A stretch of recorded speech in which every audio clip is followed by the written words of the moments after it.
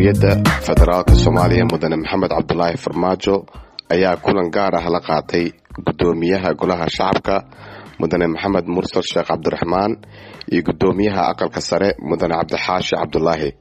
Labada guddoomiye ayaa madaxweynaha uga warbixiyay shaqooyinkii u qabsoomay labada gole muddadii la soo dhaafay, iyagoona dul istaagay dadaalada joogtada ah ee mudanayaasha baarlamaanku ay ugu jiraan dejinta iyo ansixinta sharciyada dalka. Madaxweynaha ayaa adkeeyay muhiimadda ay leedahay in la xoojiyo wada shaqaynta labada gole ee baarlamaanka si ay u horseedo qorshe iyo waxqabad midaysan oo saldhig u noqda xaqiijinta himilooyinka shacabka Soomaaliyeed.